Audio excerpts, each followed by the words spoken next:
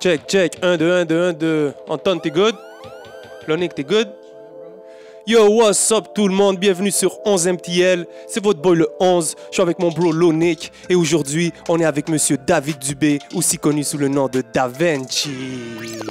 Yeah, man. En forme, David, ou quoi? Ça va super bien, toi. Super, super, super. Hey, pour ceux qui ne connaissent pas DaVinci, vite fait, c'est le fondateur des labels High Life Music, HLM, et aussi Cartel Music. Donc, David fait quand même beaucoup d'affaires. C'est quelqu'un qui touche un touche-à-tout à l'industrie, quelqu'un qui connaît beaucoup de monde. Puis ça nous fait vraiment plaisir de l'avoir aujourd'hui. Il va nous donner beaucoup d'explications sur comment il a commencé sa carrière, comment il s'est développé comme personne d'affaires et comment il réussit en 2018-2019 avec une business qui change, des streaming et tout qui arrive, savoir un peu c'est quoi son opinion. Donc, je vais pas parler plus, je vais pas parler trop. Je vais laisser David se présenter, déjà lui demander comment tu es rentré dans ce monde-là. Ben, j'ai toujours été un passionné de hip-hop. J'écoute hip-hop depuis toujours. On parle de back in the days, là. Je pense que j'avais écrit mon premier rhyme pour un show, un talent show de l'école primaire. Je pense que j'étais en 5e année quand j'ai écrit mon premier rhyme. Fait que j'ai toujours trippé sur le rap game. Je suis gaspésien, puis après je suis déménagé à Rimouski. C'est sûr que faire une carrière là-bas, c'était pas évident. Fait que j'avais commencé à me partir des business parce que là-bas, soit tu travaillais au Tim Hortons pour te faire du cash ou soit que tu essayais de t'en sortir toi-même. Fait que j'ai parti ma première business à 17 ans, ce qui m'a permis de connaître tous les rouages de la business, les numéros de taxes, la comptabilité et compagnie. En 2 ans plus tard, quand j'ai eu 19 ans, j'ai ouvert une deuxième succursale. C'était une librairie. J'étais nice. Libraire. Ouais, j'avais parti une librairie, puis je vendais aussi des cartes Magic. Back in the days, puis c'était fou. J'ai jamais joué à Magic de ma vie. Existe encore les cartes Magic? Ouais, je pense que ça, depuis 2-3 ans, ça a vraiment fait un gros comeback. Ouais. Ça fonctionne, je sais pas si ça fonctionne autant qu'avant, parce que dans le temps, c'était fou là, comment que ça fonctionnait. Là, ça avait pas rapport. Là, j'avais le goût de lâcher l'école. Là. Sauf que c'était pas nécessairement une clientèle avec qui je voulais dealer toute ma vie. Fait que j'ai décidé de vendre ça. J'ai vendu ce business-là, puis je suis déménagé à Montréal. Mais j'avais un magasin à Rimouski, puis on avait tellement de commandes et de demandes dans le coin de Rivière-du-Loup et compagnie qu'on avait ouvert une deuxième succursale à Rivière-du-Loup. Puis quand on a ouvert la succursale de Rivière-du-Loup, automatiquement, on a frappé tout le marché du Nouveau-Brunswick, parce que c'est pas si loin quand même. Okay. Puis il y avait aucun place pour acheter ça au Nouveau-Brunswick, vraiment. Tout le monde allait à Québec dans ce temps-là pour acheter les cartes Magic et des trucs comme ça. Fait que je me suis...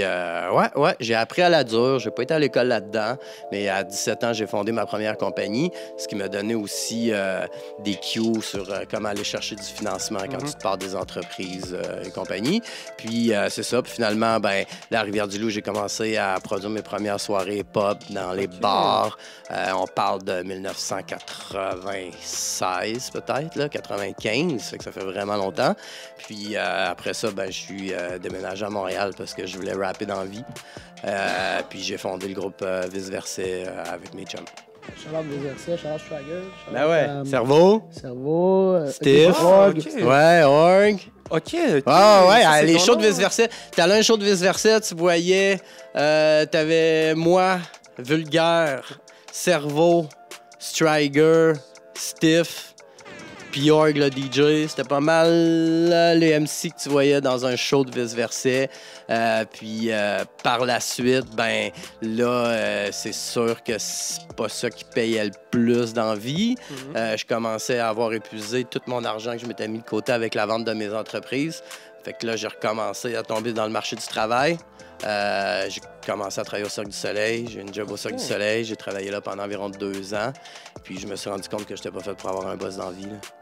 Fait que j'étais allé chercher... je savais qu'il y avait un programme de financement au Cirque du Soleil pour les employés qui voulaient se partir des business dans le culturel. Fait que c'est là que j'ai commencé à aller chercher du financement. Puis avec ce financement-là, j'ai fondé High Life Music pour faire mes premières sorties. Wow. C'est pas mal comme ça que ça a commencé. Pour revenir vite fait, là, je vais clore le chapitre de vice-versa, mais tu peux me parler de Rap City? Je pense que vous avez gagné un concours, si je me trompe pas, vice-versa. Ouais, je m'en souvenais même plus. T'as pris ça où? Ah, ben yo, je fais mes recherches. Ouais, c'était le concours. C'était big dans ce temps-là. Là. C'était Rap City. C'était c'était Rap City au Spectrum, un défunt Spectrum de Montréal. C'était la place pour faire des shows dans ce temps-là. Il y avait le Spectrum puis il y avait le medley. Mais j'imagine que le 4/5e du monde qui vont écouter ça n'ont aucune idée de quoi je parle. Vous avez fait un beat avec des Français, là. Ah ouais, plein. C'était ça. Plein. On avait gagné le Rap City dans ce temps-là. Puis ça nous avait donné des heures de studio. Fait qu'on avait produit une couple de chansons qui s'étaient retrouvées dans des compilations. Puis après ça, on s'était fait voir par un producteur français qui nous avait proposé d'être sur une compilation qui a été quand même un gros classique du rap français, une compilation qui s'appelait L'Univers des Lascars. OK, nice. Dans le temps, il y avait La Clica, Oxmo Puccino, Oxmo, For My People. IAM, si je me trompe. Ouais, IAM aussi était là. Puis, ouais, c'est ça. Fait que ça a été mes débuts vraiment dans un premier gros release major. Puis on était comme le groupe qui représentait le Canada là-dessus. C'était un projet de l'UNESCO. Puis c'est ça aussi qui m'a fait connaître un peu comment ça fonctionnait, les mises en marché, l'édition, la production d'albums, les droits qui venaient autour de ça, puis tout ça. Fait que, ouais, Rap City, c'était ma première année que j'étais arrivé à Montréal. Carrément, ouais, d'un coup direct, on fait Rap City. Puis la chanson qu'on avait faite dans ce temps-là, je m'en souviens plus, ça fait tellement longtemps, là. Mais je sais que, en tout cas, les juges avaient bien aimé ça, puis on avait gagné, là. Ah, félicitations. Ouais, je m'en souviens même plus de ça. Il est rendu où, ce trophée-là? Ah ouais, perdu dans les boîtes. Il doit être en même place que les Félix. That's it. Ah, OK. T'as gagné des Félix? Ouais, j'ai gagné les Félix, je les ai perdus. On dirait que on dirait que tu veux des Félix, puis la seconde que tu gagnes ton premier, c'est comme moins important, étant donné que tu en as gagné un premier. Fait que j'en ai gagné, j'ai participé à des projets qui ont gagné 2 Félix. OK. Ils s'en servent pour tenir une patte de table qui marche pas. Je sais plus ce qu'ils sont. Faudrait peut-être que je check sur eBay. Ouais, je les ai plus, les Félix. Dans le fond, j'ai plus vraiment. Je suis pas full matérialiste dans la vie. Là. Ouais, fait que j'ai plus aucun de mes trophées que j'ai gagnés. Tu me fais penser à ça. C'est drôle, hein? C'est ouais, vraiment. Tu l'as-tu jeté ou tu... Non, je l'ai pas jeté. C'est juste que là, je viens de me rendre compte que ça doit faire 2-3 ans que je les ai pas vus. Ils sont où mes trophées? Ouais, c'est ça, sont où mes trophées? Si quelqu'un écoute puis qu'il a mes trophées... C'est écrit David Dubé dessus. Ben, écoute donc, tu sais, t'as mes trophées. Tant mieux pour toi. Dans le bureau, ouais, mais tu sais, sachez que c'est pas... tu sais, c'est lourd, mais ça sert à rien de faire fondre ça, là. Ça vaut rien. Non. C'est pour le prestige, là, pour certaines personnes. Là, mais moi, honnêtement, ça dépend.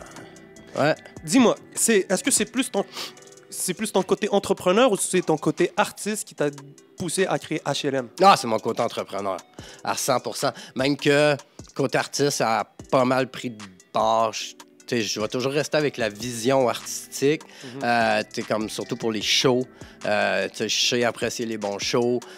Si quelqu'un me demande mon avis pour les shows, je vais dire des affaires concrètes et constructives. Au niveau de la mise en scène aussi, etc. Mais c'est vraiment depuis le début, là, c'est fibre entrepreneuriale à fond. Comme je disais, j'ai fondé ma première entreprise à 17 ans. À 17 ans, j'avais déjà mes numéros de taxes, là. Puis je faisais mes rapports de taxes aux 3 mois. Là. Fait que c'est vraiment le côté business qui me fait triper. Puis le côté music business, ça me passionne à fond. Là. Toutes les musicographies dans le temps qui passaient à Musimax, j'écoutais tout ça. Ouais. À tous les livres qui sortent là, de biographies de grands gérants ou tous les biopics qui sortent, toutes les séries des rappers, tous les films biopics des rappers, j'ai tout vu. J'ai tout vu, tous les documentaires sur Netflix, sur les trucs de... Le dernier que j'ai écouté, je pense que ça s'appelle Look Mom I Can Fly, le documentaire de Travis Scott. Yes. Ça, j'ai vraiment trouvé ça bon, là. Vraiment fou. Fait que, ouais, non, ma passion, c'est le music business. Peu importe le style musical, je vais toujours trouver le moyen de trouver ça le fun. T'as-tu quelqu'un aux États-Unis, mais tous les Jay-Z, tous les plus gros, t'as-tu un que tu trouves qui le rock plus que les autres? Russell Simon Au niveau de la business, je pense que la majorité sont capables de faire vraiment des super beaux, des super gros moves. Rendu là, ça tombe toujours à c'est qui l'artiste avec qui tu travailles. C'est comme, c'est sûr que la personne qui va être en mesure, avoir la chance de, mettons, travailler avec justement Travis Scott ou Lady Gaga back in the days, c'est sûr que si tous tes moves business sont là, puis qu'en plus, c'est un artiste qui est super talentueux, super intelligent, ça vaut vraiment la peine. Parce que c'est pas tout d'être bon dans la vie. Il faut que tu sois en mesure de faire des plans à moyen puis à long terme. Tu sais, ça sert à rien d'être le meilleur artiste du monde si après 6 mois, tu pètes une coche, tu es devenu fou, tout de suite, tu penses que tu vaux plus que ce que tu as présentement, puis tu décides de tout sacrer ça là parce que tu n'as pas fait assez d'argent. Ben moi, ça ne m'intéresse pas vraiment de travailler avec ces gens-là. Moi, je veux travailler avec des gens que je sais qu'à long terme, on peut faire des affaires. Parce que des coups rapides, c'est rare que ça arrive, là. C'est comme gagner à l'auto. Puis, dans ceux que j'aime vraiment beaucoup, que je vois la business qu'ils font aux States, c'est pas nécessairement les plus connus. Il y a des gars qui travaillent en indépendant, qui font des moves, qui se penchent pas pour personne. Je pense à Immortal Technique. Oui. Ce gars-là, il fait des méchants moves quand même. Là, au niveau business, là, il sait faire les affaires. Reza, Yes, il a fait des sales Ben moves, oui, ce ça, gars-là, c'est un dans la génie, vie. ça. Là. Ben oui. Reza, il a fait, business-wise, il a fait des méchants gros moves, des méchants bons Tech moves. Nine aussi, je pense. Tech9, je connais pas assez sa carrière pour m'avancer. Mais Reza, wow. Mais Reza, il a fait vraiment des beaux moves dans la vie. Ouais. Puis, tu sais, il en fait profiter à tout le monde autour de lui aussi, là. Tu sais, c'est pas du monde qui vont faire ça juste pour eux. Tu vois que redonner après ça, c'est vraiment un beau modèle d'affaires.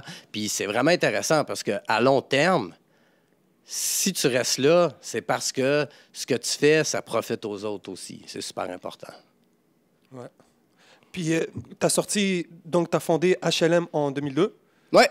Vice-versa. Ben, fondé HLM en 2002. Je suis allé enregistrer au registre des entreprises High Life Music en 2002 parce que je trouvais que c'était un bon nom puis je voulais pas me le faire rip. Okay. Mais professionnellement, j'ai vraiment commencé à travailler ça. Tu sais, je veux dire, comme quitter ma job à temps plein pour juste faire ça, c'est venu peut-être 3 ans plus tard, là. OK. Tu sais, je dirais que 2005, 2006, c'est vraiment là que j'ai lâché ma job au Cirque du Soleil, puis que j'ai parti ça à temps plein, là, puis que je me suis concentré juste là-dessus, parce que je voyais qu'il y avait de quoi. Puis si je faisais le sacrifice de tout laisser tomber juste pour faire ça dans la vie, j'avais vraiment l'impression que j'allais recevoir un comeback par rapport à ça. Parce que, tu sais, c'est pas évident de faire le move de « OK, je lâche mon day job que j'ai présentement, je dis adieu à mon salaire qui rentre aux 2 semaines. Faut que tu te dises mentalement, il y a des fortes chances que je mange du craft dinner les 2 prochaines années ou plus. Faut que tu sois passionné. Il faut vraiment que tu aimes ça, faire ça. Parce que si en plus, si tu fais ça, puis tu te fais chier, ça vaut pas la peine, là. Tu t'offres pas, là. Tu t'offres vraiment pas, là. Mais à partir de 2005, vite fait, en 2006, vice-versa, vous avez sorti un album. Ouais. Vous êtes... Ouais. Et ça, c'était quand même Ça une... fait quasiment 15 ans. C'est fou, hein? Ouais. Et à ce temps-là, l'industrie, c'était pas comme c'est aujourd'hui. Non. Il y a 5 ans, l'industrie, c'était pas comme ça aujourd'hui. C'était encore basé sur les ventes d'albums. Mais, dans ce temps-là, les albums se vendaient quand même, mais j'étais trop concentré juste sur les ventes d'albums. Ça a peut-être été comme une des erreurs que parce que j'ai fait énormément d'erreurs là, dans le passé. Puis c'est cool de faire des... Ceux qui écoutent ça, là, c'est cool de faire des erreurs. Là. C'est cool de se péter à la gueule. Là. C'est la meilleure façon pour apprendre. Là. L'important, c'est de pas faire 2 fois, 3... pas trop faire souvent les mêmes erreurs. Puis à 3 fois tu fais une erreur, c'est de te relever puis d'apprendre sur l'erreur que tu as faite. C'est mieux de y aller en pratique, être sur le terrain, essayer des affaires, rater des shots, mais apprendre ça. Moi, je pense que c'est mieux ça qu'aller te claquer un cours de gérance à musique technique, là.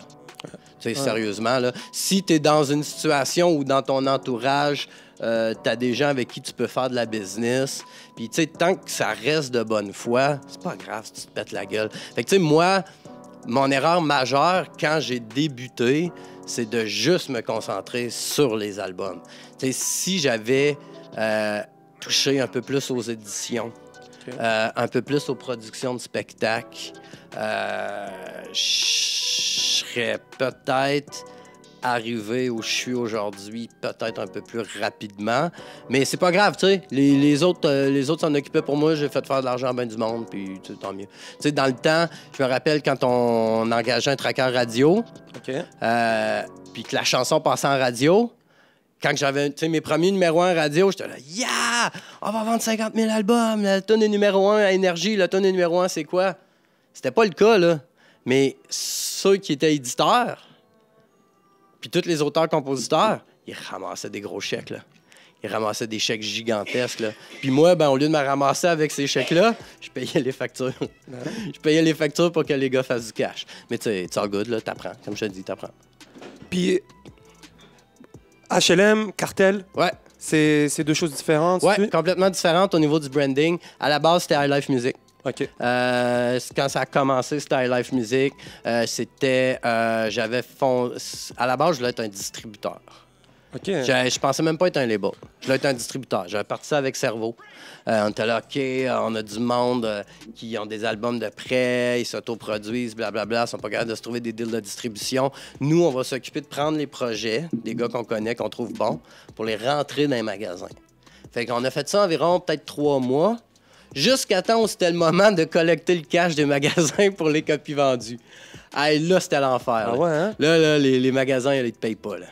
Ils te payent pas. Toi, là, en tant que petit nouveau distributeur, là, tes 8 copies que tu as vendues à Trois-Rivières, là, au HMV de Trois-Rivières, là, avant de te payer toi, ils vont payer Universal, ils vont payer Sony, ils vont payer Québécois parce qu'ils veulent pas se faire bloquer le compte. Parce que s'ils payent pas Universal, Universal arrête de shipper, puis que là, ils ont plus de CD dans le magasin, là. Fait que, tu sais, moi... Oublie ça, là. Ça prenait 6 mois avant que je me fasse payer. Wow. Fait que là, j'ai fait, ça vaut pas la peine. Je vais dealer avec un distributeur, puis nous, on va commencer à produire du monde, puis faire des trucs. Puis moi, je vais donner ça à un distributeur. Le distributeur s'arrangera pour aller collecter l'argent. Il se fera sa cote parce qu'il le mérite, parce que j'ai passé par là. Puis il me donnera ce qui m'est dû. Puis après ça, je redonnerai ça au gars, puis that's it, là. Fait que, ouais, High Life, ça a commencé en étant une tentative de compagnie de distribution. Puis après ça, ben là, les gars sont venus me voir. Ma première sortie, c'était Limoilou Stars. Wow, OK. Ben le premier album de Limoilou Stars. Ça, c'est moi qui avais sorti ça. Ouais. Ça, c'est vieux. Ouais, c'est vieux, mais tu sais, t'écoutes ça, puis ça a bien vieilli, là. Tu sais, moi, je ramassais pas mal tout à Québec ce qui était pas chez Explicit. Fait que, tu sais, Limoilou Stars, tous les gars de Limoilou Stars en solo, Webster, Shoddy, les Sozy, etc. Je m'occupais de leur truc. Est-ce que ça a été important pour toi de connaître le monde des régions avant d'arriver à Montréal? Ben oui. Puis surtout le fait que je suis gaspésien. Fait que j'ai surtout un regard régional par rapport à ça. Puis, tu sais, le Québec, il faut vraiment traiter ça comme une grosse ville. Fait que si tu t'occupes juste de Montréal, c'est comme si tu t'occupais juste d'un quartier. C'est un peu ce que je peux montrer comme exemple. Puis, tu sais, je le sais, le potentiel régional par rapport à ça, parce que dans le temps que j'habitais en Gaspésie, quand j'habitais à Rimouski, il y avait des vieux groupes comme Shades of Culture qui venaient faire des shows à Rimouski. C'était plein à craquer. Puis, mettons que j'étais à Montréal, puis je voyais que Shades of Culture faisait un show à Montréal. J'allais voir, il y avait 24 personnes dans la salle. Puis là, je disais, OK, les régions, c'est important, là. Okay. Vraiment important, là. Parce que je faisais beaucoup d'allers-retours, Gaspésie, Montréal, Rimouski, Montréal. J'allais voir des shows souvent, j'allais au Franco. Fait que je voyais vraiment, comme je faisais une analyse de marché, Montréal versus les régions. Puis il y a aussi le fait que, surtout au niveau des spectacles, tu peux faire une dizaine de shows en région pour 2 shows que tu vas faire à Montréal. Fait que c'est sûr qu'au niveau de la business, c'est important de desservir partout. Puis après ça, je trouvais personne pour faire des vidéoclips. Parce qu'en plus, c'est dans le temps que le numérique n'existait pas. Toutes les vidéos qui faisaient de l'allure, ils étaient toutes tournées en film. Parce que sinon, ça avait de l'air caméra maison, c'était pas écoutable. Fait que j'ai fondé ma compagnie de vidéoclips. Je me suis associé avec des réalisateurs puis des caméramans de Musique Plus. J'ai appelé ça Cartel Film. Puis après ça, j'ai commencé à connaître des gens super cool avec qui j'avais le goût de travailler, mais qui faisaient un autre style musical que du rap dans la vie. Fait que j'ai fait High Life, c'est trop comme rap. C'est c'est une étiquette. C'est vraiment un branding rap. Si je sors un gars qui fait de la pop ou une fille qui chante whatever, du indie, je mets ça sur High Life, ça va clasher. Fait que j'ai fondé Cartel Music. Puis là, j'ai commencé à sortir des trucs avec Cartel Music qui fonctionnaient super bien. Tu sais, j'ai sorti un groupe qui s'appelait Orange Orange. Tous les singles étaient numéro 1 radio commerciale. Fait que là, en plus, j'ai vu ce que ça pouvait générer, avoir des chansons qui passaient en radio commerciale. Que là, OK, cette année, j'ai pas besoin de me stresser à payer le loyer. C'est cool. Des affaires que j'avais jamais vécues avec le rap game. Mais ça fait que je me suis fait des contacts en relations de presse, en promo radio, commencé à connaître telle personne. Puis après ça, quand j'amenais des projets hip-hop, ça passait plus facilement parce que j'avais déjà eu des succès dans d'autres styles musicaux sans pour autant mélanger les deux brandings. Fait que là, Cartel, c'est devenu... puis Cartel a commencé à être plus profitable qu'High-Life justement à cause des droits de diffusion. Tu sais, la radio commerciale, là, si tu réussis à te placer une couple de chansons, là, veux pas, là, quand les chèques rentrent, là, t'es content, là, avec une toune, tu peux rembourser toute ta prod d'album. Là. Fait que c'est ça. Fait que Cartel est venu après. Fait que, étant donné que j'avais Cartel Film, j'appelais ça Cartel Musique. Après ça, Cartel Film, bon, moi, mon trip, c'était de faire des vidéoclips. Tu sais, j'ai fait tous les premiers vidéoclips de Corias, tous les premiers vidéoclips de Tactica, tous les premiers vidéoclips de Manu. Ouais, je me rappelle. La traversée du lac Nasser. Ouais, la traversée du lac Nasser, ça, c'était une idée qu'on a eue sur le coin de la table. Hey, blablabla, tu parles du Moyen-Orient, blablabla, Afrique du Nord. On s'en va tourner là-bas, tu sais. On va tourner en Égypte. Puis là, ben, quand je suis revenu de mon tournage en Égypte, j'étais comme, OK, je me suis claqué un tournage au Caire. Premièrement, t'as même pas le droit de tourner des vidéoclips là-bas. Fait que j'avais réussi à bifurquer ça avec le bureau du cinéma égyptien en leur proposant que ça allait être un documentaire sur Manu Militari. Puis là, quand c'était le temps qu'il fasse ça, là, réécoutez le vidéo, là, puis vous allez voir Manu, il a tout le temps comme un petit écouteur dans l'oreille, là, parce que quand c'était le temps qu'il rappe devant la caméra, moi, j'amenais le gars du bureau égyptien, parce qu'au bureau égyptien, là, il donne pas de permis de tournage. Il te dispatche un gars qui va te surveiller que lui, il a les permis. Fait que là, quand il était là, puis qu'il nous voyait travailler, on faisait juste des beauty shots, Manu qui marche dans la ville, tout ça. Puis quand c'était le temps que Manu rappe devant la cam, moi, je disais au gars, hey, viens, on va aller ailleurs, sinon on va être dans un shot. Fait que je l'amenais à quelque part où on pouvait pas voir le set. Fait que là, Manu faisait ses raps en vitesse. Puis après ça, quand il me collait sur le CB, OK, c'est bon, on est fini. Puis là, je disais au gars, revenait. Puis le gars, tu sais, je savais que sa passion, c'était l'histoire des pyramides dans la vie. Fait que je lui demandais qu'il me parle des pyramides. Manu était en arrière, puis il rappait comme pour qu'il soit out of focus sa job.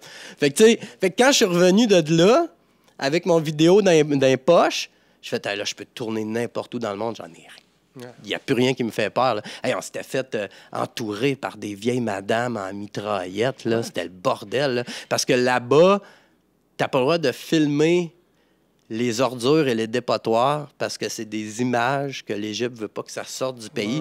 Parce que c'est quand même hardcore, les dépotoirs en Égypte. Non, tu peux trouver des bouts de pieds. Là. Oh, shit. Fait que, tu sais, c'est comme... Puis, tu sais, dans ce temps-là, c'était de la pellicule. Fait que tu peux pas comme, rewind, check. Puis les madames, ils comprenaient pas ça. Puis là, nous, on est passé à côté d'un... Puis, tu sais, les caméras sont quand même lourdes, là. C'était des grosses Harry en super 16, puis tout ça. Fait que, tu sais, comme on transportait ça sur nos épaules. Fait que là, il y avait une madame qui était certaine qu'on avait filmé un dépotoir. Fait que là, il était arrivé avec sa mitraillette en criant. Blablabla, je veux voir ce que vous avez filmé. On a essayé d'expliquer qu'on pouvait pas rewind pour y montrer. Là, blablabla, puis là, ça crie, puis là, il y en a plein d'autres qui arrivent. Là, on est en train de se faire entourer. Là, il a fallu qu'on se cache dans un bloc, qu'on monte sur le toit du bloc, qu'on attende que ça se disperse, puis après ça, on est sorti par en arrière. En tout cas, des histoires de fous, là. Mais c'est des histoires super intéressantes. Ben oui, gros, oui. Fait qu'on en faisait beaucoup de vidéoclips pour tout le monde. Puis, ben, avec mes partners, ils commençaient à triper un peu plus à la pub, se faire des corpos. Puis moi, honnêtement, faire des corpos pour les infirmières du Québec, c'est pas mon trip dans la vie. Fait qu'on s'est comme dissocié. Mais étant donné que j'avais déjà commencé à partir un catalogue Cartel Musique puis tout ça, j'ai fait le deal de garder le catalogue, garder le branding. Puis j'ai continué avec Cartel, puis j'ai continué aussi avec HLM.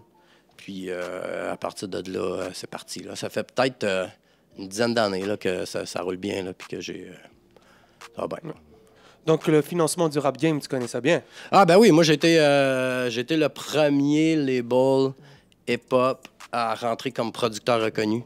Shout out! Ouais, à Musique Action. C'est ça, Puis dans ce temps-là, c'était hardcore, là. Tu sais, cette année, là, c'est ça, là, j'ai hâte qu'on en parle parce que je lis tout ce que le monde écrive, puis on dirait que le monde, il voit ça pire que c'est. Il y a des moyens de rentrer par la porte en arrière. Moi, c'est ça que j'ai fait, là. Moi, toutes mes demandes étaient... T'arrives à une certaine situation où ils sont obligés de te le donner. Puis c'est ça le but, c'est d'être capable de te construire ta business pour arriver à une situation où ils sont obligés de te le donner. T'sais, dans le temps, il fallait avoir vendu 90 000 albums en 3 ans pour avoir accès automatiquement au statut de producteur reconnu puis avoir une enveloppe à louer par année puis tout ça. Maintenant, là, c'est 25 000 albums en 3 ans et demi. Fait que tu sais, c'est comme 10 millions de streams par année. C'est des chiffres qui sont réalisables, là. Si tu penses qu'il y a certains artistes que pour une chanson, ils streament 4-5 millions, là, c'est facile. Tu sais, comme il y a moyen de se regrouper puis t'arranger pour que les artistes avec qui tu t'es regroupé, vous faisiez un 10 millions. 10 millions de streams par année, ça se fait. Là. Sur Spotify, YouTube et Deezer, là, c'est des chiffres qui sont possibles à atteindre. Là. Je parle pas d'une chanson, je parle de globalement. Ouais. Tu sais, tous les gars de ta clique. Fait que nous, c'est ça qu'on a fait. Nous, on s'est comme regroupés, puis on a tous mis nos ventes d'albums qu'on faisait ensemble, puis, ben, on a vendu ce qu'on avait à vendre, puis je suis rentré en tant que producteur. Avant d'être producteur reconnu, je pense que j'avais jamais été accepté pour les demandes de subvention. Non? Non. Je pense qu'il y avait, en 4 ans, je pense qu'il y avait un projet qui avait été accepté sur mes milliers de demandes que j'avais faites. Là. Mais c'est ça. Mais tu atteins un certain niveau qu'ils sont obligés de te le donner. Donc, dans le fond, tu avais fait des demandes. Ah oui, tout le temps. Tu les avais pas reçues. Non, ça avait tout le temps été refusé. Ça a toujours été refusé, mais tu as fait les choses par toi-même. Ouais. Puis après ça, tes résultats étaient tellement bons qu'ils ont... Ben c'est ça, exactement. C'est comme quand tu es au secondaire, que tu fous le bordel partout, mais que tu as des assez bonnes notes. Ils n'ont pas le choix de te donner ton diplôme pareil, là. Okay. C'est exactement la même affaire, là. Tu sais, comme... Puis c'est aussi une histoire de... Tu sais, c'est de la business. Tu sais, t'as deux sortes de subventions. T'as les subventions gouvernementales, puis t'as les subventions privées. On dirait là, que dans tout ce que je lis, là, le monde sont tellement fixés ces subventions gouvernementales. Il n'y a personne qui pense aux subventions privées. C'est quoi des subventions privées? Les subventions privées, c'est des fonds qui sont mis... ceux qui chippent dans le pot, c'est Vidéotron, Bell, Rogers, Cogeco, TELUS, Chorus. Puis ça, c'est des subventions privées. Fait que c'est des gens qui vont mettre l'argent là, puis pour eux, c'est des business qui payent de l'impôt en quantité industrielle. Plus qu'ils vont en mettre là, moins qu'ils vont payer d'impôts. Donc, c'est mieux pour eux. Ils vont mettre l'argent là.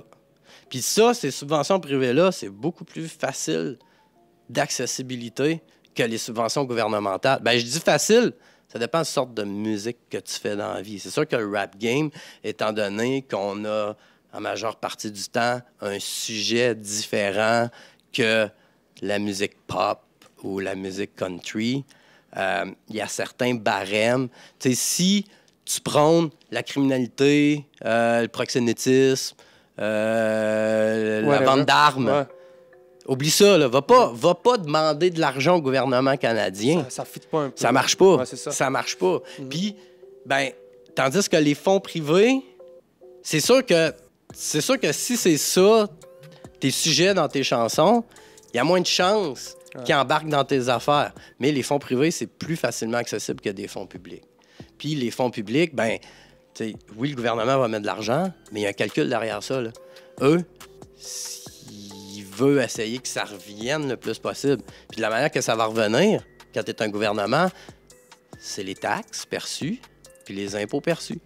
Fait que quand tu présentes ton projet, il faut que tu vendes ton projet comme je vais vendre beaucoup de billets de show, je vais streamer à fond, je vais faire affaire avec des studios qui ont des numéros de taxes. Parce que, mettons que je donne un 10 000 à un studio, le studio a son numéro de taxes, il va me charger 10 000 plus taxes, il va prendre l'argent de plus de taxes, il va le redonner au gouvernement, parce que la taxe, tu ne la gardes pas dans tes poches, il faut que tu leur donnes. Fait que, tu sais, c'est toutes des structures qu'il faut avoir pour maximiser tes chances de l'avoir. Si tu fais ta demande, là, moi, tu sais, comme une partie de ma business, les gens viennent de me voir pour que ce soit moi qui monte le dossier, que je leur conseille la meilleure façon pour que ça soit le plus facile à passer.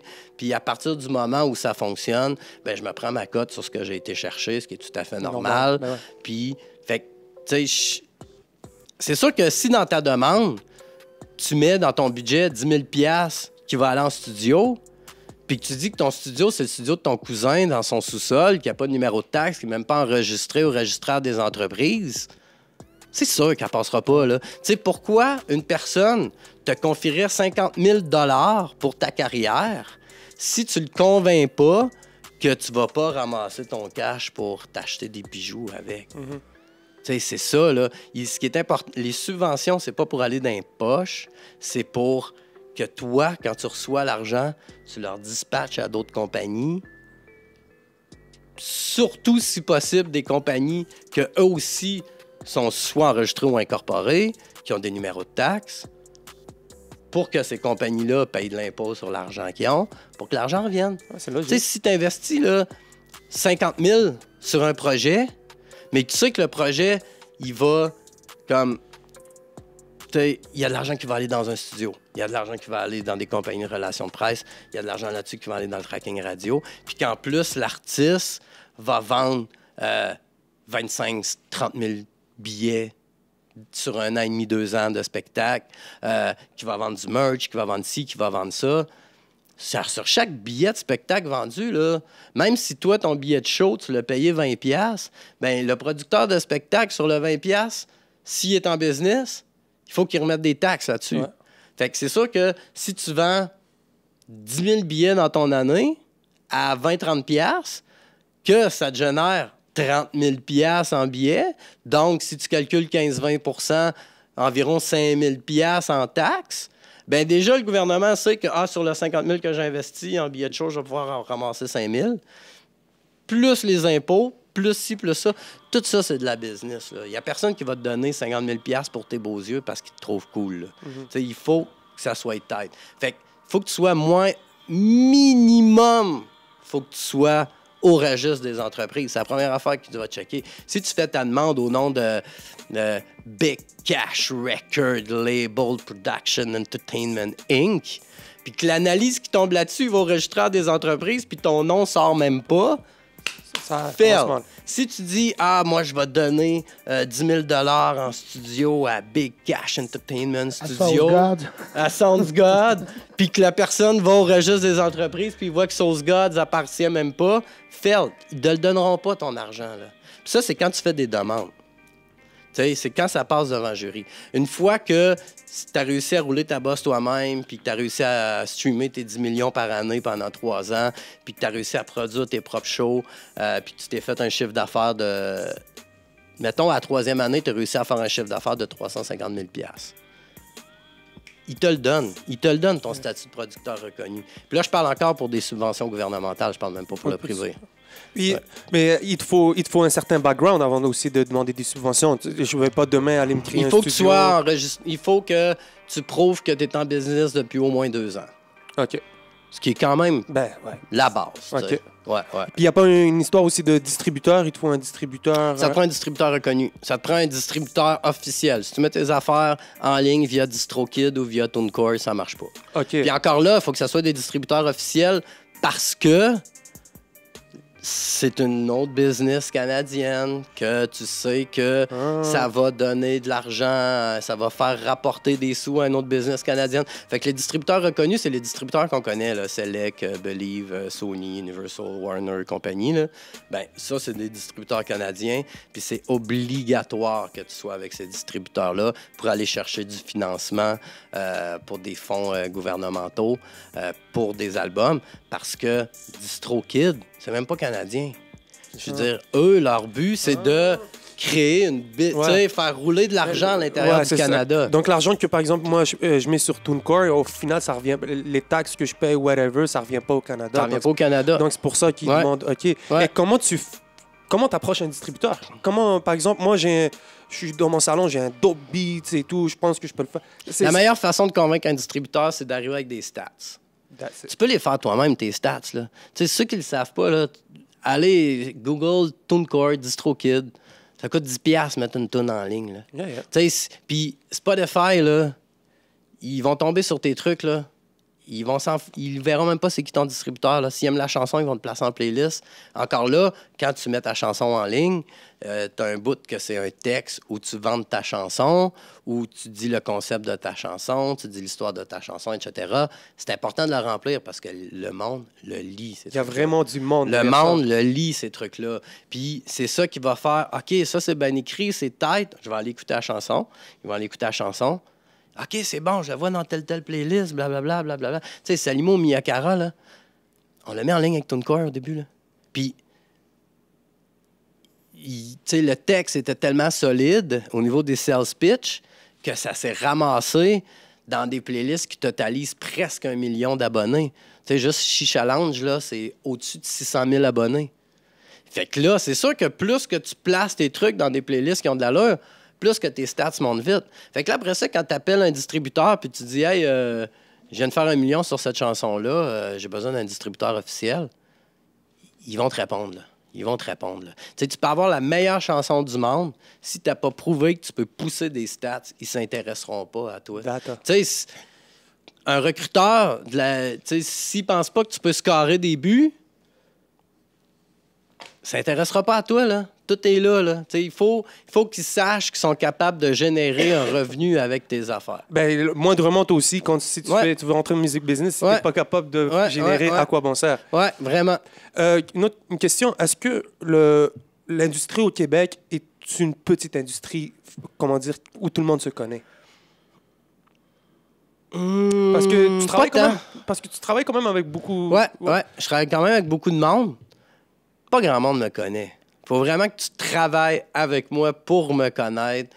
Moi, je suis un peu comme... Je suis pas vraiment dans clic parce que... Caméra, j'aime pas bien ça. Vous allez pas souvent me voir dans les vidéos, puis je me fous pas la face dans toutes les vidéos que je fais. Puis, tu sais, c'est... Je dirais que... c'est plus vrai. Tu sais, oui, à force de faire des shows. C'est qui le monde qui te connaît? Dans l'industrie, pas mal tout le monde. À l'extérieur de l'industrie, surtout si ça fait comme moins de 5 ans que tu t'intéresses au rap game, là, personne sait qui. Puis c'est correct, là. Moi, j'aime ça de même, là. C'est bien, tu sais, je suis ailleurs, là. Tu sais, je veux dire, j'ai ma famille, j'ai 2 petites filles, puis, tu sais, la fin de semaine, j'essaie de m'en aller, m'enfermer au chalet le plus souvent possible, sauf quand j'ai des événements. Tu sais, meilleur exemple, tu sais, le Rap Keb Show, là. Personne ne sait que c'était moi qui étais en arrière de ça, là. J'ai même pas mis mon logo. Tu sais, on parle du Rap Keb Show Club Soda qui a eu le 14 août à iHeartRadio. C'est un contrat que j'ai eu de mettre ça sur pied. Personne ne sait que c'est moi qui est là. Fait que, tu sais, oui, moi, je connais beaucoup de monde parce que plus ça fait longtemps que tu es là, plus que tu fais des shows, plus que tu es là au show que tes artistes, c'est là que tu rencontres tout le monde. Tu sais, la majorité du monde, tu vas les rencontrer backstage ou tu vas les rencontrer pendant les conférences de presse ou au dévoilement des nominations de différents galas, des trucs comme ça. Fait que oui, je connais pas mal de monde, mais dans mon cas à moi, je suis quand même discret dans ce que je fais. Fait qu'il y a personne qui va pouvoir savoir que c'est moi qui étais derrière tel ou tel projet. Puis c'est un peu ma vision de la business, puis c'est un peu mon modèle d'affaires parce que quand tu construis des trucs en silence, il y a beaucoup moins de monde qui vont essayer de te détruire. True talk. Pas mal ça. Est-ce que l'industrie du Québec est un cercle fermé? Parce qu'il y a beaucoup de gens qui... Oh, es-tu correct?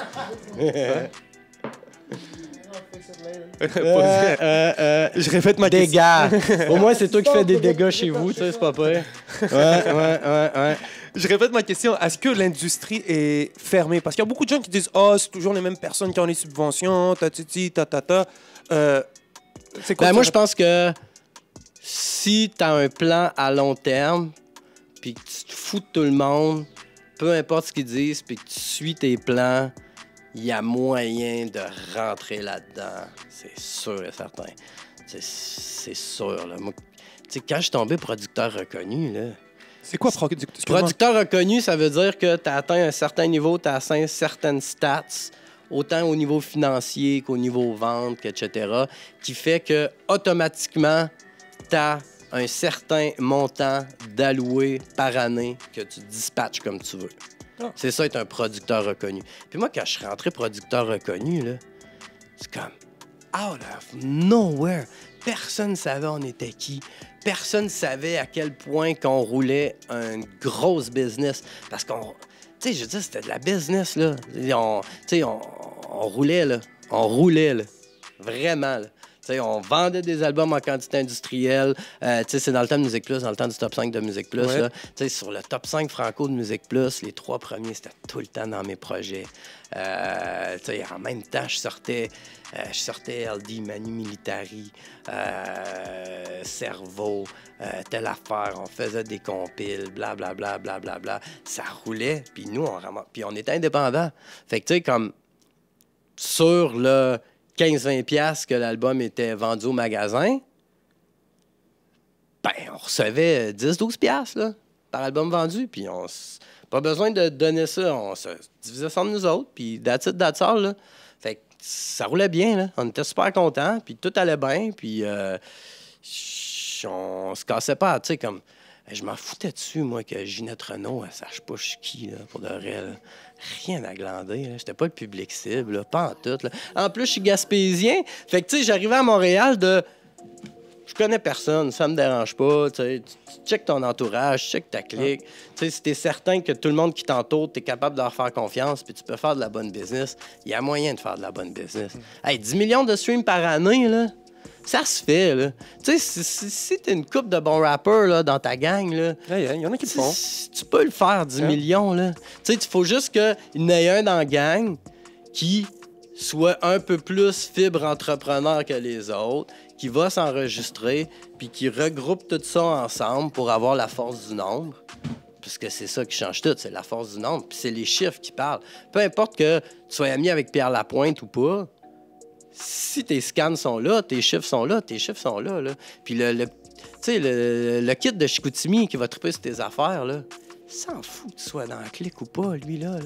Il va écouter tes trucs si c'est bon, là, puis si c'est bien présenté, puis si c'est carré. C'est plus une question d'être structuré, professionnel, efficace, réactif, toujours là pour répondre.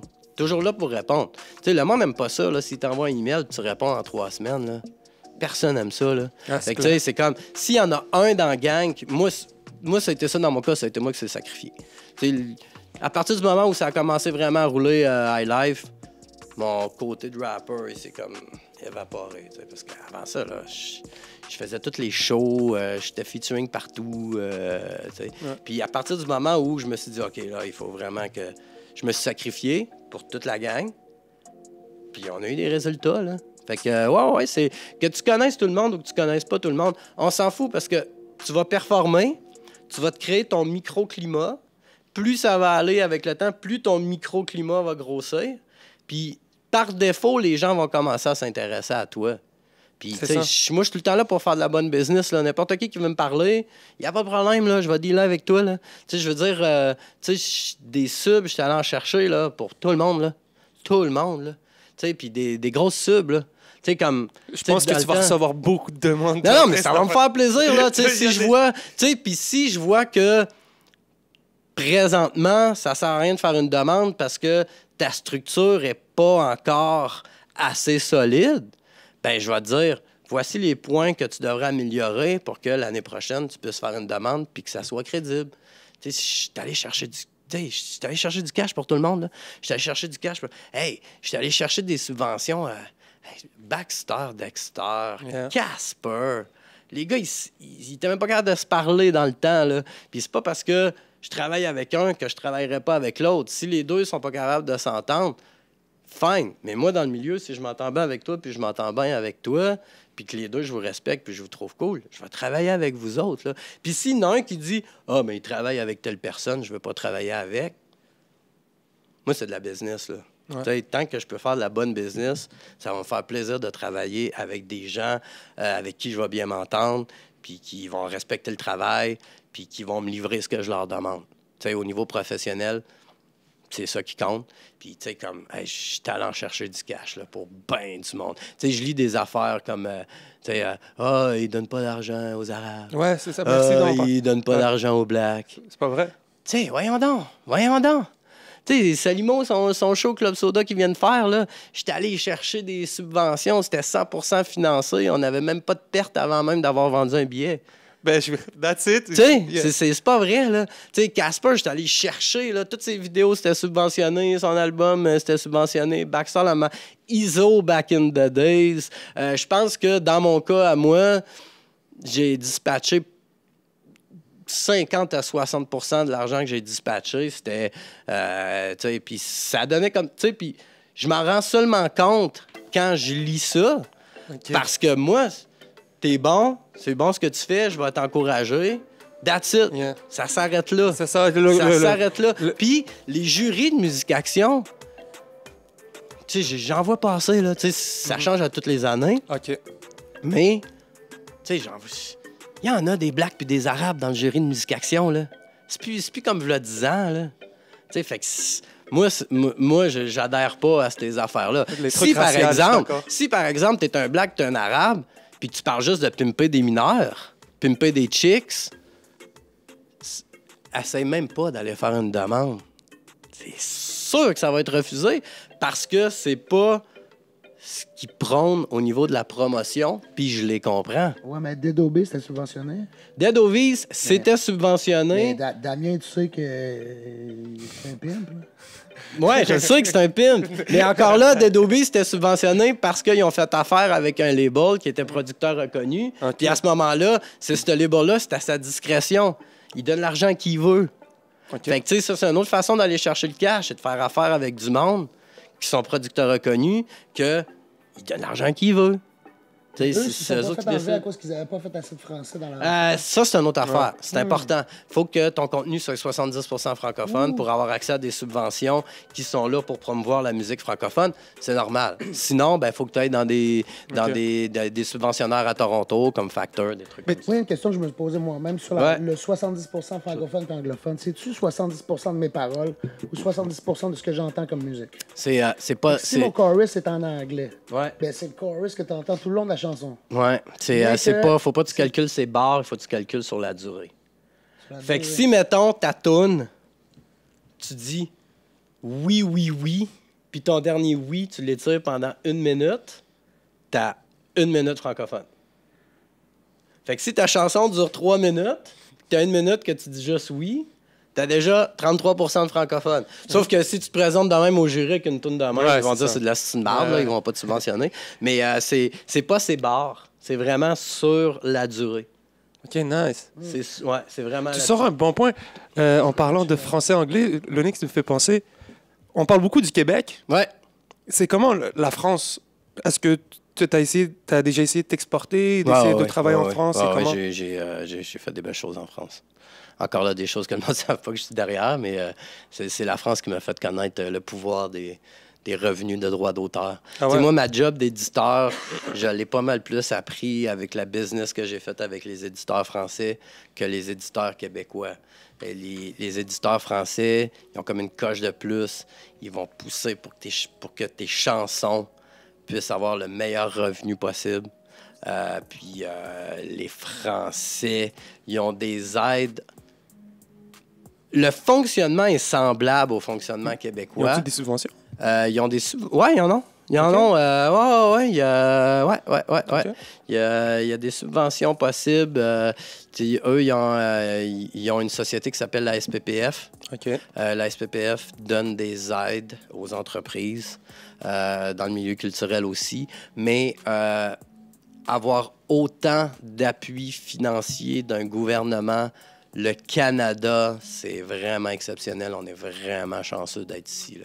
À partir du moment où tu sais comment aller chercher tes trucs, on est vraiment chanceux d'être ici. Là. Je pense pas que, tu sais, au niveau du prorata versus la population, on est vraiment chanceux. Là. Ici, là, c'est incomparable avec le reste du monde. En fait quoi? En France, il y a des aides. Mais encore là, si tu es un Canadien, puis tu veux t'exporter en France... C'est comment? Tu as des aides là, du gouvernement pour ça, là, OK. pour faire ta commercialisation internationale. Là. Tu peux aller en chercher de l'argent. Là. Faut que ça soit bien présenté. Faut que tu prouves que tu as déjà des partenaires là-bas. Un distributeur, par exemple? Ouais, un distributeur ou juste un agent de spectacle ou un éditeur ou une relationniste de presse ou whatever. Quelqu'un Parce qui a un qu'encore numéro là, de ils vont taxe. pas aller te confier 50 000 s'ils savent pas trop ce que tu vas faire avec, puis Yeah. l'argent va se retrouver là. Mais tu sais, comme moi, toutes les tournées à l'international que je produis, parce que tu sais, j'en produis en masse, là. OK. Tu sais, des tournées au Maroc, Belgique, Suisse, France. Ah, ouais? Dans les 3-4 dernières années, j'ai sorti pas mal de cash. Là. Puis j'ai pas mal d'aide. Puis c'est ça qui permet justement de pouvoir faire à des artistes en qui tu crois là-bas des tournées pour encourager du monde. Tu sais, comme meilleur exemple, je travaille avec un artiste qui fait un peu du indie pop dans la vie, qui fait une super bonne tune qui s'appelle Flooded Field avec Ella J, le frère de Jay Dilla. OK. C'est une fille de Montréal.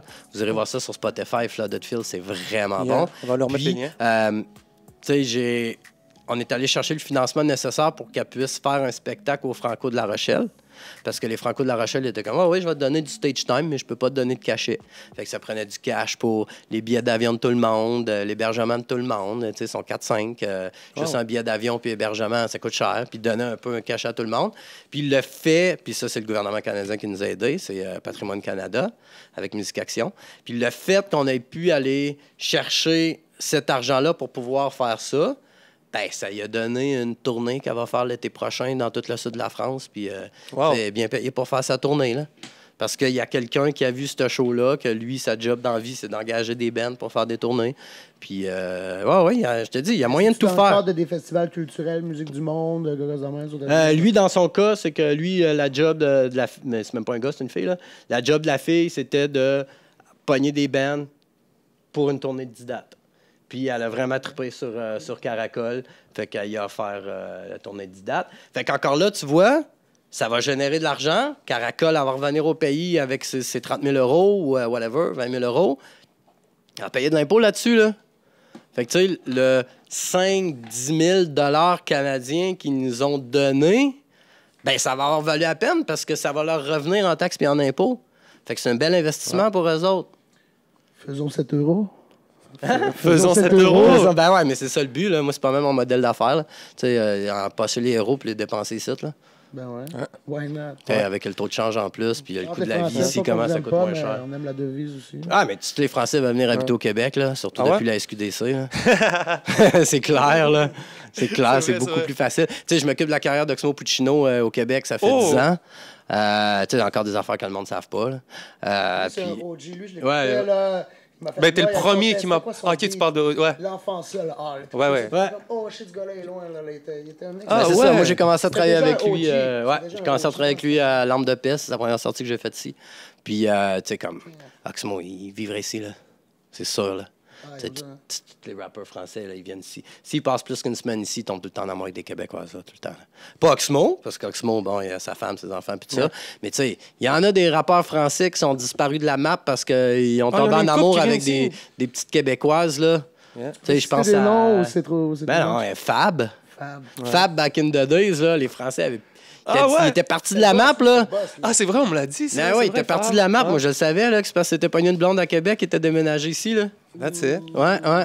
Fait que, filles non, de non, tous les Québec. Français, Chante les tous filles les de Français Québec, veulent venir ici. Puis, tu sais, je pense que, en tout cas, dans mon cas, c'est super important de travailler l'international. Parce que j'en reviens au fait que je disais que travailler le Québec, c'est comme une grosse ville. Puis si tu t'occupes juste de Montréal, c'est comme si tu t'occupais juste d'un quartier. Ben, tu sais, il y en a, là, des francophones là, dans le monde, là. Ouais. Il y en a une méchante gang. Ouais. Là. Puis aujourd'hui, oui, les affaires ont beaucoup changé, mais la technologie fait que c'est beaucoup plus facile rejoindre des Marocains, des Français, des Belges, des Suisses qu'avant. Fait qu'il y a vraiment de la bonne business à faire là-bas. Puis les coûts sont pas nécessairement différents. Tu sais, je veux dire, engager quelqu'un qui va faire de la promo radio en France, ça va être 1000 € par mois. Engager quelqu'un qui va faire de la promo radio ici, ça va être environ 1250 Canadiens. Ça fait quoi de la promo radio? C'est quoi la promo radio, ça? C'est quand même proche, là. C'est pas beaucoup plus. Non, c'est ça, tu sais. Puis ça peut tellement valoir plus la peine là-bas. Ben tu sais, oui. ça peut, tu sais, si t'es accepté en radio là-bas, les droits d'auteur que ça va générer, c'est 100 fois les droits d'auteur que ça génère ici, là. Hey, ton vidéoclip passe, premièrement, en France. Il y a tellement de chaînes télé qui passent de vidéoclips encore. Ça n'a pas rapport, là. Yeah. Tu sais, tu peux te faire tu sais, avec le taux de change, là, tu peux te faire un 80$ canadiens par diffusion de ton vidéo. Imagine si ça rentre en rotation forte à M6 Black, là. T'es en business, là. T'es vraiment en business, Wow. là. Tu sais, en France, tu peux faire ta vie avec une toune. Ouais. Ben, il y a Camaro qui, je pense.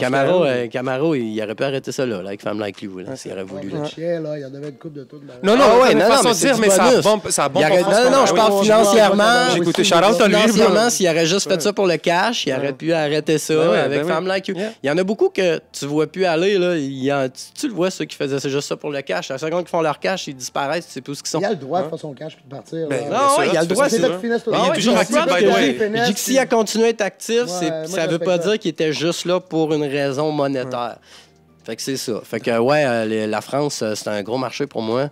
Puis, il y a beaucoup... Tu sais, il y a des artistes, tu sais que c'est impossible, ça marche en France. Ça sert à rien de passer ton énergie là-dessus. Mais il y en a, là, ça vaut la peine, là. Ça vaut vraiment la peine, là. Fait que oui, la France, puis oui, il y a des aides pour t'aider à pouvoir fonctionner en France. Puis, il faut que tu penses outside the box. T'es-tu correct? Tu sais, si ton entreprise est viable, puis que ta business, c'est une business, peu importe que ça soit musical, etc., tu as aussi des financements pour démarrage d'entreprise que tu peux aller chercher. T'sais, moi, quand j'ai fondé justement mes librairies à 17 ans, j'étais allé chercher des subventions pour m'aider dans mon démarrage d'entreprise. Ben, tu sais, dans le board, il y avait du monde qui se partait des boulangeries, il y avait moi qui se partais d'une librairie. Il y aurait pu avoir une compagnie de management là-dedans. Là. Tu sais, on dirait que le monde, il focus juste sur Musique Action, mais il n'y a pas juste ça. Tu sais, à ton centre local d'emploi, là, va à ton centre local d'emploi. Tu veux te partir ta business, là? Va à ton centre local d'emploi. Parce que oui, c'est une business dans la musique, mais c'est une business avant tout. Ton centre local d'emploi, là, tu débarques là, puis tu dis, voici mon plan. Je veux me partir une maison de disques, ou je veux me partir une compagnie de production, ou je veux me partir un studio. Ils vont tellement être contents de faire affaire avec toi plutôt que... Tu sais, 80% de leur clientèle, c'est du monde qui vient chercher le chèque de chômage ou du monde qui vient chercher le chèque d'aide sociale, whatever. Si tu arrives là en tant que social, demander pour des subventions. Si tu arrives en tant qu'entrepreneur, que jeune entrepreneur, que toi, ton but dans la vie, c'est de te partir une business, que peut-être que ça va venir, que tu vas être un employeur puis que tu vas avoir des salariés, ils vont te dérouler le tapis rouge. Il y a des programmes possibles à ton centre local d'emploi. Tu as soutien aux travailleurs autonomes. Ça va te donner un salaire à tous les 2 semaines, pendant 1 an, pour pas que tu aies besoin de toucher à tes profits de ton entreprise pour te faire un coussin. Comme ça, quand ton année est finie avec ton soutien aux travailleurs autonomes, ben là, tu t'es fait un coussin financier, fait que là, tu peux commencer à te pogner des salaires. Après ça, tu as jeunes promoteurs qui vont te donner entre 6 et 10 000 par actionnaire de ta compagnie qui part. Il y en a vraiment beaucoup d'argent à aller chercher. Il faut aller le chercher. Puis surtout, en région, c'est encore plus facile d'aller le chercher parce qu'il y a moins de demandes que dans les grands centres. J'ai une question, Dave. Quelqu'un qui sort du gel, là, il est vraiment, là, il a tout perdu, il veut s'en refaire, il n'a pas tout de son côté, mettons. Puis il se dit, bon, moi, je suis bon dans le rap, les gars dans Wings disent, c'est moi le shit. Ouais. J'aimerais ça m'en sortir. Tu penses qu'il peut faire de quoi pour lui aussi? Absolument. Il te faut un plan. Absolument. Peu importe ce que tu as fait dans la vie, là, premièrement, là, ce que tu t'enregistres au registre des entreprises. Ça se fait en ligne, ça coûte 34$. L'Internet, il s'en fout. Là. Le site Internet du registre des entreprises, là, il s'en fout que tu as fait du jail time. Là. Il s'en fout que tu as fait du temps. Là. Tant que tu as ton 35$ à payer avec ta carte de crédit prépayée pour faire tes affaires, puis qu'après ça, ben, tu fais ta paperasse. Tu sais, pas parce que tu es prisonnier que tu n'es pas bon en administration. Puis si tu n'es pas bon en administration, associe-toi avec quelqu'un qui est bon en administration. Tout est une question de présentation dans la vie. Tu sais, c'est comme... j'aurais pu même pas avoir mon secondaire 5. Puis présentement, je serais à la même place que je suis présentement. J'aurais pu faire de la tôle de 18 à 22 ans, puis présentement, à moins que j'aie été traumatisé, puis blablabla, blablabla, je serais au même point. Oui, mes études ont fait que probablement que ça m'aide sur certaines choses. J'ai jamais étudié en finance, là. J'ai étudié en arts et lettres, là. Si ça m'a aidé à quelque part, c'est dans le temps que j'étais MC pour m'écrire mes affaires. Il n'y a aucun blocage pour les casiers judiciaires. Il y a beaucoup de millionnaires au Québec qui ne sont pas scolarisés. C'est de la business. Si la personne devant toi a sait que tu peux, de un, avoir une business profitable, et de deux, qui est super important, de faire de l'argent à d'autres. Yeah.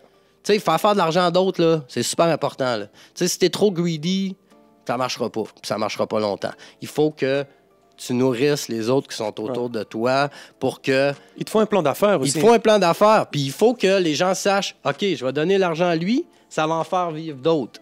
Fait que j'aurais pas besoin de donner l'argent à telle personne. Je peux la donner à lui, puis lui va s'occuper de le dispatcher aux autres. Tu sais, comme moi, par exemple, là, quand je reçois, mettons, une subvention pour tel ou tel artiste, que c'est moi qui produis, ou que c'est moi... Tu sais, ils savent que il va y avoir un bon montant qui va aller à ceux qui font la promo radio, un bon montant qui va aller à ceux qui font les relations de presse, un bon montant qui va aller aux infographes, un bon montant qui va aller aux compagnies de vidéo, un bon montant qui vont aller au studio d'enregistrement. S'ils me coupent ça, là, c'est tout le monde autour qui s'écroule, là. C'est la force du nombre. Plus que tu es une gang dans ta demande, plus qu'elle va être prise au sérieux. Fait que, c'est ça, là. C'est ça aussi l'affaire, là. Puis c'est ça que les gars, on dirait que... Les gars ou les filles, là, on dirait qu'ils sont trop comme... C'est bon ce que je fais, de moi 50 000 $. C'est sorry, gang, mais c'est pas de même que ça marche. Ouais. Respect. Donc, quelqu'un qui veut pas vraiment share le cake avec les autres, il n'y a pas trop d'intérêt pour l'industrie de travailler avec parce que... Ben non, mais c'est que ça se peut que ces affaires marchent à court terme. À court terme. Mais, tu sais, s'ils donnent... Tu sais, comme à une supposition que ta première demande de subvention... Fait que dans le fond, quand on écoute un hit, là, mettons Lady Gaga ou whatever, derrière le hit, là, c'est une équipe, là. Ouais. C'est pas juste Lady Gaga. Ben, fais juste checker crédit. Fais juste checker crédit. Il y a combien de monde qui touche ses droits d'auteur sur une chanson? Sur des... Hey, man, l'autre jour, je checkais les crédits de DJ Khaled, là. Tu sais, DJ Khaled, là, tu checkes les crédits d'auteur-compositeur sur une chanson de DJ Khaled, là, ils doivent être 20. C'est sûr que c'est pas les 20 qui ont écrit pour vrai. Là. Fait que c'est important de redistribuer l'argent que tu fais. Tu redistribues l'argent que tu fais parce que sinon, quand ça va être le temps de faire ton parachèvement, parce qu'une fois qu'ils t'ont donné l'argent, il faut que tu justifies ce que tu as fait avec l'argent pour en avoir d'autres. Si quand tu as fait ton parachèvement, ils voient que tout l'argent, tu l'as mis dans tes poches puis dans les poches de ton bro, la prochaine fois que tu vas faire ta demande, ils vont dire non.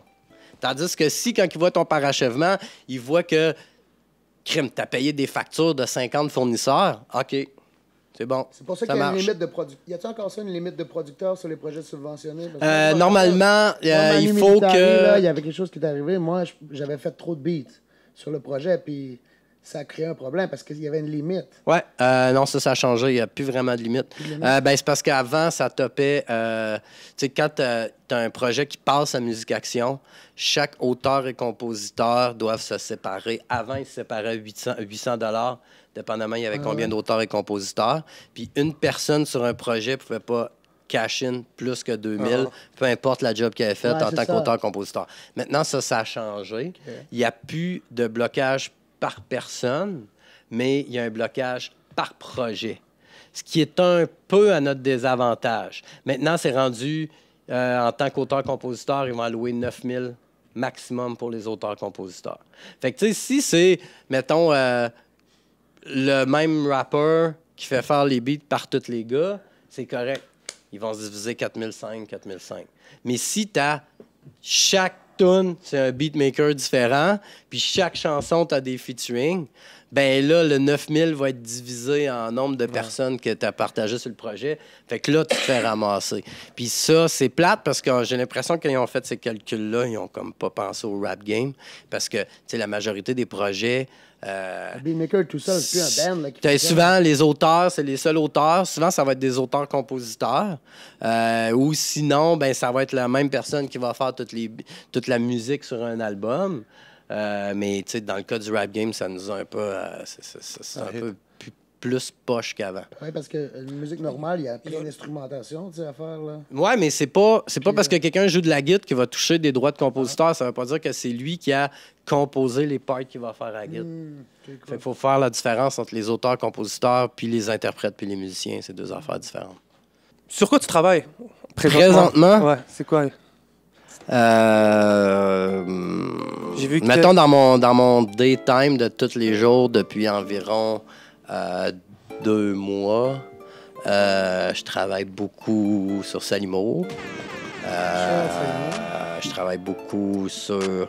Ben, tu sais, moi, ça fait pas loin de 4 ans que c'est moi qui s'occupe de tout le financement d'Explicite, le label Explicite. Fait que c'est moi qui s'occupe de tout le sub, tout de A à Z. Là. T'es derrière Soulja, dans le fond? Oui, entre autres, c'est moi qui est allé chercher, dans le fond, tout l'argent que Soulja a. Mais tu sais, encore là, rendu là, le label Explicite, c'est justement, lui, il a fait comme moi dans le temps, il est rentré par la porte d'en arrière. Il y avait des stats tellement importants qu'ils n'ont pas eu le choix d'y donner. Sauf que c'est pas tout à avoir accès aux subventions. Il faut les dépenser intelligemment, sinon t'es perds. C'est comme, il y a un calcul qui se fait que ils vont calculer le nombre d'albums que tu as vendu avec l'équivalent de streaming. Ils vont diviser ça par le montant que tu es allé chercher à toutes les années. Fait que si, avec l'équivalent de streaming, puis quand j'ai équivalent de streaming, les gens, il faut qu'ils savent que 1500 streams équivaut à un album vendu. Oh! OK. Fait que, tu sais, c'est pas super. Fait que là, si, mettons, t'as vendu 25 000 albums dans une année, mais que t'es allé chercher 100 000, ça fait que ton ratio il est quand même bas. Tu sais, faut que tu essaies d'avoir un bon ratio sur ce que tu as généré en vente versus l'argent que tu es allé sortir. Sinon, tu vas te faire couper. Tu n'en auras plus de sub. Fait que c'est important de... comme pas faire des demandes trop extravagantes. Parce que si tu sors 100 000, c'est un dude qui va vendre 50 albums. C'est vraiment néfaste pour toi parce que l'année d'après, ils vont réévaluer ton dossier. Ils vont te donner moins d'argent ou ils vont arrêter de t'en donner. Fait que, il y a un niveau administratif, il y a des moves financiers à faire aussi, des budgets réalistes versus qu'est-ce que tu penses au niveau des attentes. Puis c'est mieux d'y aller peut-être plus soft, puis à partir du moment où tu sais que ça va monter, là, y aller plus approfondi. Fait que, tu sais, c'est de la finance. C'est de la finance. C'est des moves de finance. Moi, c'est ça qui me fait triper. Quand je dis music business, il y a aussi la finance au niveau de la musique. Fait que je m'occupe d'Explicite, ça fait... Ouais, pas loin de 4... Faudrait que je calcule. Tu sais, je vois pas le temps passer, mais c'est sûr que ça fait au moins 3 ans. Je m'occupe de Salimo. J'ai aussi un projet que j'ai fait l'an passé, un projet de fou. Il est venu 120 000 personnes en 2 soirs. C'est un projet qui s'appelle Stone. C'était toutes les filles du Québec. C'était le show de clôture au Franco. On l'a fait, c'est plein. Puis ça, je le refais avec l'OSM 3 soirs. Fait que je travaille là-dessus pas mal à temps plein parce que le show c'est à veille. 3 soirs à l'OSM. Sinon, je travaille aussi, je suis en train de mettre sur pied, ça, je peux pas en parler. Adamo. Ben, c'est ça. Je gère Adamo, ça fait environ 6 mois. Puis, tu sais, comme la promo radio, que ces singles roulent à la radio, tu sais, aller. Je travaille beaucoup sur de la synchro. Ceux qui ne savent pas c'est quoi de la synchro, c'est quand on utilise des chansons dans des séries télé, des films, des trucs comme ça. Ça, je dirais que c'est 60% de mon temps. Puis c'est aussi comme une bonne partie de mon chiffre d'affaires parce que ça, c'est vraiment de la job qui me fait triper. Tu sais, comme, mettons, il y a une nouvelle série de Radio-Canada qui s'appelle Toute la vie. Je dois avoir placé 2-3 tonnes par émission. Wow. Ça, c'est vraiment le fun parce que c'est le fun pour tout le monde, parce que c'est du bonus, là. T'envoies la wave, t'as reçu un dépôt direct. Tu n'as même pas besoin de sortir de chez vous, là. Ça, c'est merveilleux. Puis, tu sais, dépendamment si ça passe sur quel poste de télé, tu sais, c'est quand même, ça peut quand même être payant, là. Puis moi, ben, ça fait à peu près une dizaine d'années que je vais à Los Angeles au moins 2 fois par année. Fait qu'avec le temps, ben, rencontrer différentes agences de pub, des agences de synchro. Moi, j'arrivais pas là avec mes grosses affaires, là. J'essayais juste de les convaincre de rentrer mon email dans leur mailing list. Parce qu'eux autres, quand ils ont besoin de musique, ils envoient le mailing list. Puis ils disent, voici ce que j'ai de besoin, voici la scène, un lien YouTube, voici ce que la chanson, le vibe de la chanson qu'on veut, etc. Fait que moi, je check le lien YouTube. Tout de suite, si je vois que j'ai une chanson qui peut faire l'affaire, je leur propose ça. Puis ce qui est cool, c'est que moi, je les ai convaincus que même si la majorité de mon catalogue, depuis Back in the Day, c'est du rap québécois, tout le monde a besoin d'instru urbain. Fait que, tu sais, même si c'est une chanson d'un rappeur québécois qui parle en français, s'ils ont juste besoin de l'instru, là, moi, je leur pousse l'instru. Si l'instru est accepté, ils sont obligés de payer le rappeur pareil, même s'ils n'utilisent pas sa voix. Fait qu'il y a vraiment de la bonne business à faire là, à l'international avec ça. Puis, ben, je suis allé à Los Angeles il y a environ 2-3 semaines. J'ai amené Adamo avec moi parce que, par expérience, quand les gens... Tu sais, la synchro, c'est des vendeurs. Là. Fait que quand les gens, ils rencontrent les personnes, on dirait qu'ils sont comme... Puis qu'ils les trouvent cool, ils sont comme plus motivés à travailler sur leurs affaires. Puis, ben, je l'ai présenté à un de mes contacts là-bas, puis il l'a trouvé super cool. Il a écouté ses affaires, puis après ça, il a fait... Hey, moi, j'organise un camp d'écriture à Santorini, en Grèce, du 20 au 25 octobre. J'aimerais ça que tu fasses partie de ça, tu sais. Puis ça, c'est le fun parce que, tu sais, oui, Adamo, il a fait OD, il a gagné OD. Ils savent pas là-bas, là.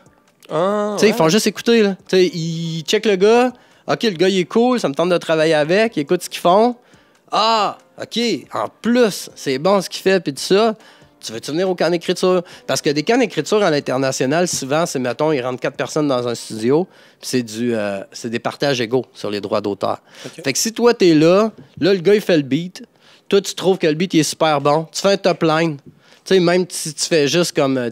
mais si tu fais juste l'harmonie, mettons, le refrain pourrait faire nan, nan, nan, nan, nan, nan, nan, nan. T'as un songwriter en anglais, il prend ton nanana, il le transforme en parole. Ben, tu sais, les 4, vous êtes à 25 % sur les droits d'auteur. La tune se ramasse sur un album de Cardi B ou Lady Gaga, parce qu'il faut savoir que la majorité des artistes américains, c'est rare que c'est eux qui écrivent les paroles. Ouais. Fait que ça se ramasse là-dessus, ça génère des droits d'auteur. Moi, je suis l'éditeur d'Adamo. Tu sais, ça fait partie de ma job. Puis Adamo pourrait s'en retrouver sur Cardi B. Ah, ben ouais, solide. Solide, vraiment. Puis tu sais, puis des songcams, c'est le fun. Tu sais, le Black Rock Studio, là, c'est big, là. Puis tu sais, moi, ça me fait chier de pas pouvoir y aller, là. Ah, tu y vas pas? Non, je vais pas, là. Ça n'a pas passé au conseil de famille, là. Vu que j'arrive de LA, là, ma blonde, petite fille de 3 mois, là, elle a fait non, tu restes à la maison. Fait que, tu sais, c'est comme, mais je suis super content pour lui. Yeah, ben je sais que ça va être une super belle expérience pour lui. En plus, le landscape, l'endroit où il va composer, ça pas rapport comment ça a l'air puissant, là. Fait que, tu sais, ça fait aussi partie de ma job d'éditeur, de faire des trucs de même, justement pour que les droits d'auteur avec le monde avec qui je travaille génèrent le plus d'argent possible, parce que moi, je me fais ma cote là-dessus. Puis la synchro, c'est vraiment une bonne façon de générer des droits d'auteur rapidement. Tu sais, la dernière pub pas la dernière, mais la pub de TELUS du mois de juin, c'est moi qui ai placé la chanson. C'est fucking 35 000 $, là. Tu sais, c'est comme, tu sais, 30 secondes. Prenne 30 secondes de ton chanson, 35 000 $. Tu sais, oui, le 35 000 va être séparé selon t'avais combien d'auteurs, t'avais combien de compositeurs, tu sais, moi, je prends ma cote, etc. Mais tu sais, il te reste une bonne chunk quand même, là, au bout de la ligne, là. Fait que, tu sais, ça, c'est toutes des affaires qui me font triper. Puis en plus, c'est important pour moi de travailler avec du monde que je le sais qu'ils vont apprécier quand ils vont avoir l'argent, puis qu'ils le méritent. Tu sais, Adamo... Moi, je le connaissais pas, ce gars-là. J'avais même pas écouté OD. Moi, je suis pas la clientèle cible d'OD. J'écoute ça m'énerve. Je trouve que c'est tous des douchebags, puis les filles, la majorité, ont vraiment l'air connes. Mais Chris, le gars, il est cool. Il est talentueux. Cool, ouais. Il est bon. Il se prend pas pour un autre. Puis depuis que j'ai travaillé avec lui, depuis que j'ai commencé à travailler avec lui, là, j'ai commencé à écouter Au Bali. Puis, since la première épisode, là, tu le vois qu'il se prenait pas au sérieux puis qu'il pensait pas se rendre nulle part. Là. Il est crampé tout le long. Il fait des thumbs up. Il fait des WhatsApp à tout le monde. Il parle aux filles. Il est crampé raide, sans calice. Personne pensait qu'il allait se rendre nulle part, encore moins gagner. Là. Puis c'est comme, tant mieux pour lui. Il mérite à 100% ce gars-là. Puis je suis super content. Puis tu sais, comme de travailler avec. Moi, c'est du monde comme ça avec qui je veux travailler. Parce que c'est des gars qui apprécient, c'est des gars avec qui tu peux travailler, c'est des gars qui répondent rapidement quand il y a des affaires importantes à faire. T'sais, c'est sûr que le succès va venir. Il faut juste pas trop être pressé. C'est pas mal l'erreur de certaines personnes. Ils veulent que ça se passe tout de suite. J'ai travaillé avec des bands, là. J'ai travaillé avec des groupes, des artistes. Puis, après la première semaine de sortie d'album, ils me disaient, bon, ça n'a pas marché, qu'est-ce qu'on fait? Après la première semaine. C'est juste le début. C'est fou, là. La majorité des gens qui ont du succès présentement, ils viennent pas juste d'arriver, là. Ouais. Oui, t'en entends parler là, mais ils ont tout grindé avant. Là. Adamo, ça fait depuis 2012 qu'il rappe, là. Lui, il est allé à OD, justement, comme pour un peu plus se faire connaître en tant que rapper. Loud, là, c'est super le fun, ce qui arrive, là. Puis, c'est comme respect, puis... tout ce qui arrive, c'est sûr qu'il le mérite à 100%. Même chose pour le team qui est autour de lui. Il était dans ma classe de sonorisation, moi. Là, c'est ça. En 2008, donc Kevin, Carlos, ça fait combien de temps que je le vois, là, Carlos qui travaille sur ses affaires. Les gars, il le mérite, là. Loud, il le mérite aussi. Ça fait pas 2 ans qu'il rappe, là. C'est rare le monde que ça fait 2 ans, 1 an qu'il rappe, puis tout de suite, ils ont du succès de fou. Là. Même la voix, c'est même ça. Même les gagnants de la voix, ils ont de la misère à ce que ça marche. Ça va marcher à long terme. Des success stories super rapides, super efficaces, là, ça... je me rappelle, je serais même pas capable de te pointer un artiste là, qu'il a commencé puis que ça a tout de suite commencé à fonctionner. Les gars qui pognent présentement sont vraiment pas leurs premières expériences. Là. Il y a beaucoup de travail derrière ça, puis je suis vraiment content pour tout le monde parce que nous, on était dans une situation genre entre 2008 puis 2012-2013. J'avais l'impression que ça fonctionnait, mais ça fonctionnait pas pour tout le monde. Puis, je voyais qu'il y avait du monde qui méritait que ça fonctionne. Puis, les gars avaient de la misère, puis tout ça. Là, j'ai l'impression qu'on est comme dans un vibe où plus ça va, plus ça fonctionne pour beaucoup de monde. Puis, c'est parfait, là. C'est parfait. Puis, ça fait ouvrir les yeux à la populace qui se rend compte que, OK, on est en dehors de la traque, là. Ça pogne, là. T'sais, ça pogne vraiment, là. Fait que, je suis super content de ça. Puis le fait que je travaille avec beaucoup de monde, même que je pourrais quasiment dire qu'il n'y a pas grand monde avec qui je travaille pas, honnêtement, là. Je travaille avec vraiment beaucoup de monde. Puis, c'est tout du monde. T'sais, le Rap Keb Show, là, on s'est rendu compte le soir que c'était un des événements où tous les gars étaient là, tous les labels étaient là, tout le monde s'entendait bien, tout le monde tripait entre eux autres, tout le monde était là backstage, bon vibe du début jusqu'à la fin, c'était tous des artistes qui étaient sur différents labels, puis moi j'avais appelé tous les gars, j'étais comme hey, venez faire un tour, si c'est important pour moi, tous les gars se sont pointés, là, c'était super le fun, là. Fait que c'est le genre de vibe qu'il faut. Parce que, tu sais, fuck, man, arrête de hate, là, ça sert à rien. Tu vas te rendre nulle part, là. Tu sais, regarde tes affaires, fais-toi des plans toi-même, suis tes plans, puis perds pas d'énergie à checker ce que les autres font, là. Tu sais, moi, c'est surtout ça, là. Une dernière question, David. Je pourrais continuer pendant 3 heures avec toi, bro. C'est rare, là. T'es chanceux, là. C'est rare qu'il y en ait qui m'accroche, là. Respect. Ouais. Les antidouleurs qui libèrent. Ouais, les opioïdes fonctionnent. Parce que vous savez pas, mais c'est tellement con, là. J'ai fait une pneumonie la semaine passée. Puis j'ai tellement toussé ma vie que je me suis pété une côte en toussant. Fait que ça, c'est ma phase de malade. Et de droguer ces opioïdes. Je l'ai caché au bon moment. Ouais, le temps d'un opioïde. Rip la côte.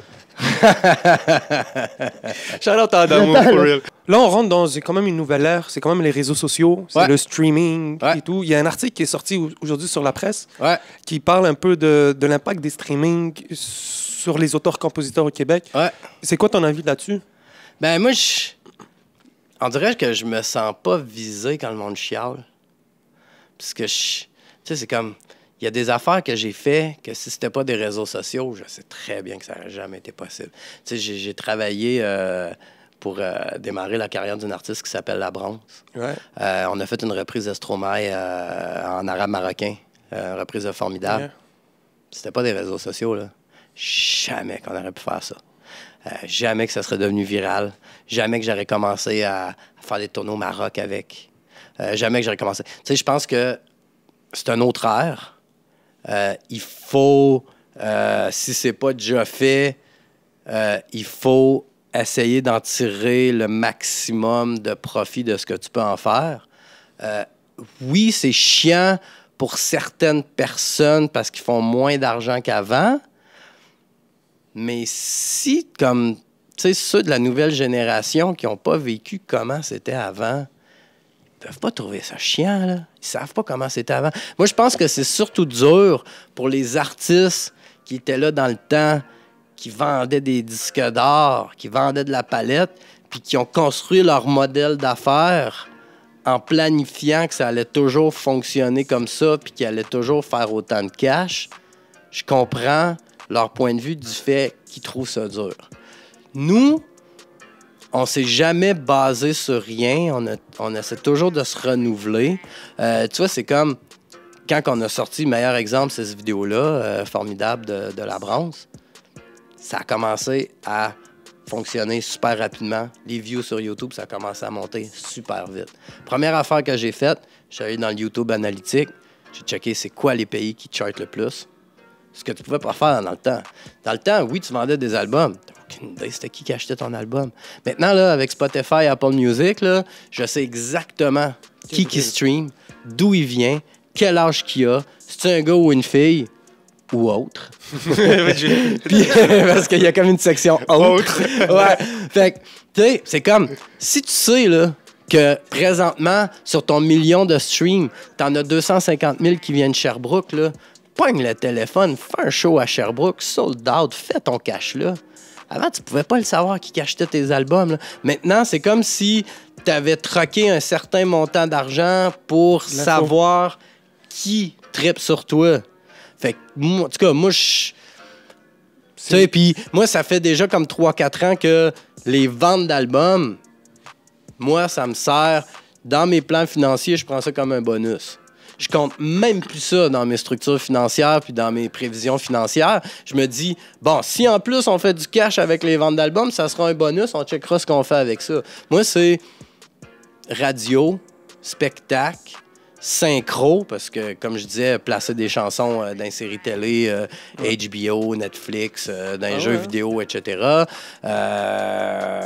Droit d'auteur, management, puis que l'artiste fasse d'autres choses que juste de la musique dans la vie. C'est comme dans n'importe quel business. Il faut diversifier ses rentrées d'argent. Ceux qui n'ont pas réussi à diversifier leur rentrée d'argent puis qui se concentrent encore juste sur les ventes d'albums, arrête de chialer. C'est mort. Ça sert à rien de faire des sorties médiatiques comme de quoi que le monde n'achète plus d'albums. Ça sert à rien. Le monde n'en achètera plus d'albums, là. C'est fini, là. Moi, le premier, là. Fais des vinyles, ça va Moi, le premier, des vinyles. Des vinyles, pour certaines choses, t'en vends. Tu sais, comme le 33 tours à Montréal, là, ça roule, là. Tu sais, les HMV sont dead, le 33 tours, il a grandi. Oh. Tu sais, ça dit bien des affaires, là. Puis, ouais, les vinyles, mais encore là, les vinyles, ça fonctionne, mais ça coûte tellement cher à faire que... Non. C'est plus un collector edition. La merch. Ouais, c'est ça. Le merch, ça va bien. Puis, ouais, c'est ça. Puis, tu sais, t'as la chance, avec ce changement-là, de ce que tu appelles le direct to fan, le DTF, t'as la chance de pouvoir faire de la business directement avec le monde qui tripe sur toi, ce que tu pouvais pas faire avant. Là. Avant, le monde qui tripait sur toi, fallait qu'il y ait au Archambault, fallait qu'il y ait au HMV, fallait qu'il y ait à la FNAC en France, tout ça. Là, à cette heure, là, tu te pars un Bandcamp, là, il n'y a pas tant de rappers que ça qui ont des Bandcamp. Je suis sûr que le monde qui va écouter présentement, ils vont dire c'est quoi Bandcamp? Fais bandcamp.com. Tout est là. Tu peux te partir ton propre shop zone. Tu t'en ship des affaires avec Bandcamp. Là. Fait que moi, je me sens pas visé là-dedans parce que ça fait comme un bon bout que j'ai diversifié mes activités pour que l'argent rentre ailleurs que pour les ventes d'albums. Puis les ventes d'albums, là, c'est dead. Là. Je veux dire, même le concept de faire des albums, À mes yeux, c'est un peu dead. Sauf pour quand tu es un nouvel artiste. Parce que quand tu es un nouvel artiste, il faut que tu sois capable de prouver à ceux qui achètent des spectacles que tu peux faire au moins... Parce que, tu sais, tes shows payants, c'est quand tu es capable de faire 1 heure de show, 1 heure et demie de show. Là, tu peux aller chercher des gros cachets. Mais il faut que tu prouves aux gens qui vont acheter tes shows que tu es capable de faire 1 heure et demie. C'est pour ça que c'est important que tu aies soit assez de singles ou que tu aies assez d'albums pour que le gars il fasse OK, lui, il a assez de tunes pour faire 1 heure et demie sans aucun problème. Je veux dire, si tout ce que tu as sorti dans la vie, c'est 2 tunes, 2 singles, t'as bien beau avoir charté 1 million par single, les Franco vont pas te donner un set d'1 heure, là. C'est bien trop risqué pour eux autres. Ils n'ont aucune idée qu'est-ce que tu vas faire en plus de tes 2 chansons. Fait que pour ça, c'est important d'avoir comme beaucoup de chansons dans ton catalogue. Tu veux-tu packager ça en album ou pas? C'est ton problème. Ça change quoi qu'il soit packagé en album ou pas? Ce qui est important, c'est que la personne qui achète ton show sache que tu vas pouvoir faire 1 heure et demie de chansons qui sont à toi, que tu vas pas faire 3 tunes à toi puis que le reste, ça va être des covers. Fait que ça, c'est super important. La raison pour laquelle avoir plusieurs chansons. Fait qu'avoir 10 singles ou un album de 10 chansons, ça change pas. Non, ça change rien. Puis, une autre affaire, vu qu'on parle des shows, vu que c'est vraiment comme une tangente au niveau finance, les gars là, qui se font approcher pour faire des shows puis qui demandent 5000$, là, le gars qui va acheter ton show là, à 5000$, là, il va-tu faire du cash? Man?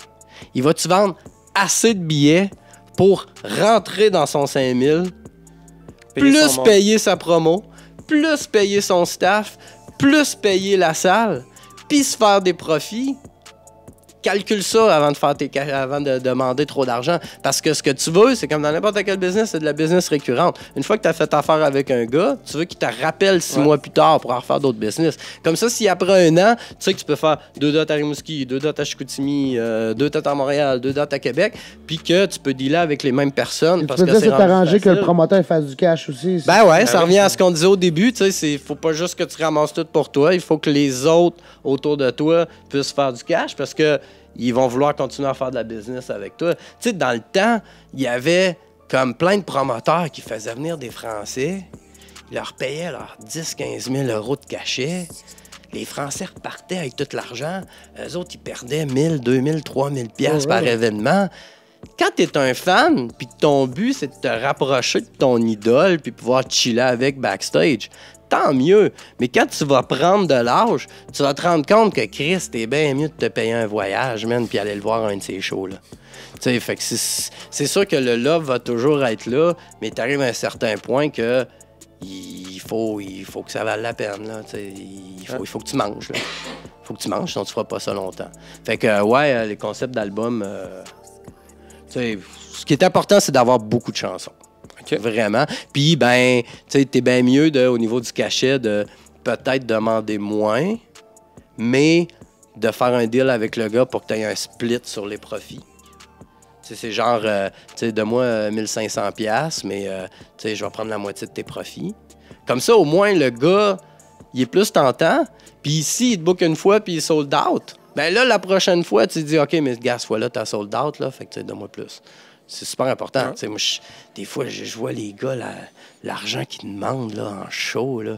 Je suis comme, OK, c'est beau, mais après. Tu vas le faire une fois. Tu vas le faire une fois, puis après ça, le monde, ils ne voudront plus jamais t'engager. C'est important d'entretenir des bonnes relations, de bien parler aux gens dans ce monde-là. Parce que des fois, tu sais pas. Encore là, ça dépend. Si tu es un gars qui s'en fout, fais tes affaires, puis that's it, t'sais. Mais si tu es un gars qui va avoir de la business récurrente, personne qui est là pour se faire chier, ça paye pas assez. Fait que tant qu'à ce que ça paye pas comme des millions, au moins que ça soit le plus simple, le plus jovial, le plus cool possible. Si tu bookes un gars, que tu lui donnes 5000$ de cachet, tu as eu de la misère à vendre 200 billets, puis en plus, il fait chier, puis il t'envoie chier parce que genre, il aimerait savoir une dose de plus. Moi, personnellement, c'est pas de la business que j'aime faire avec le monde. Puis je vais couper ça assez rapidement. Mais, tu sais, tandis que si c'est tout... Tu sais, faut pas être sucker dans la vie. Tu sais, il faut pas... Tu sais, moi, j'ai jamais été sucker. Je me suis jamais penché sur personne. Puis peu importe t'es qui, si je vois que t'es déplacé puis que tu fais chier, je vais te le dire. Tu sais, c'est clair et net, là. Peu importe t'es qui dans la vie, là. Fait que... Compris ça. Fait que, tu sais, c'est comme... Tu sais, si le respect est là, puis que l'ego est mis de côté, je pense qu'il y a toujours moyen de faire de la bonne business à long terme. Puis ça, c'est pas juste pour la musique, c'est pour n'importe quoi dans la vie. Tu sais, moi, j'ai commencé à comprendre ça. On parlait du vidéo de Manu Piri en Égypte, là. Quand je suis débarqué en Égypte, puis que, tu sais, comme, quand le respect est là, puis que tu es respectueux envers tout le monde, ça prend un esti de fucké pour pas te respecter back. Le respect, c'est la base. Hein, ouais, c'est ça, c'est la base. Tu sais, nous, en Égypte, Chouklan, tu sais, comme, tu sais, à part la madame, là, avec sa mitraillette, là, tout s'est bien passé, là. Tout s'est bien passé, là. Puis, tu sais, ça a toujours été respect. Tu te fais respecter back. Ouais, tout est beau, tout fonctionne. Puis, tu sais, meilleur du monde. Puis, tu sais, faut pas se faire chier, là, non plus. Là. Sinon, reste chez vous, man. Exact. Reste chez vous. Tu sais, c'est comme, tu sais, mettons, là, que tu es invité dans un événement ou une conférence de presse ou whatever, puis tu files pas, ça te tente pas. Tu sais que tu vas être bête, là. Vas-y pas de force, man. Reste chez vous, là. True. T'sais, sérieux, là. T'sais, débarque pas là, à vouloir faire semblant de vouloir frapper tout le monde avec tes lunettes fumées, là. Reste chez vous, là. Yeah, respect. Yeah. Ça gâche l'expérience, tu sais. Non, mais c'est pas ça. C'est qu'après ça, le monde, ils vont faire comme... C'est qui, ce gars-là? Man? Pourquoi, man? Pourquoi? Tu sais, moi, il y a beaucoup de monde qui ont aucune idée de ce que je fais dans la vie.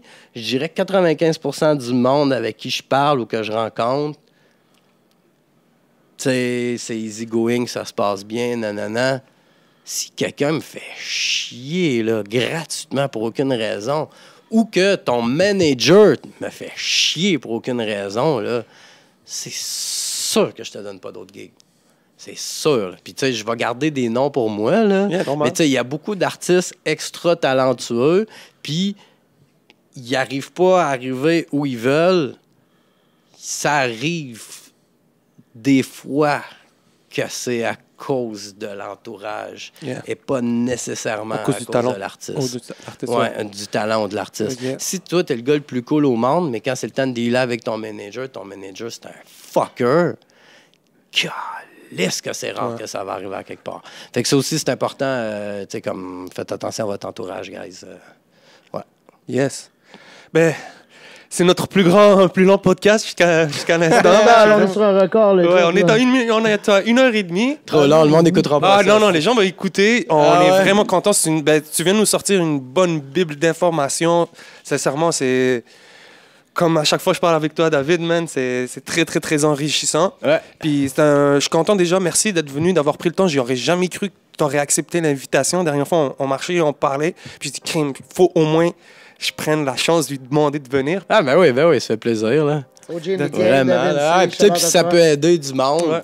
Tu sais, tant mieux, là, vraiment, là. C'est comme, tu sais, faites-en des erreurs, là. C'est la meilleure façon d'apprendre, là. Puis, tu sais, c'est comme, tu sais, si le monde, maintenant, ils comprennent mieux comment ça fonctionne au niveau du financement, le rouage des subventions, si ça peut enlever de la frustration à certaines personnes. Tu sais, comme, c'est pas... Tu sais, si tu fais une demande, puis qu'il n'y avait pas au moins ce que j'ai dit dans ta demande, puis tu te l'es fait refuser, frustre pas, là. Tu sais, frustre pas, là. Tu sais, faut pas que tu t'empêches d'enjoy la vie à cause de ça, là.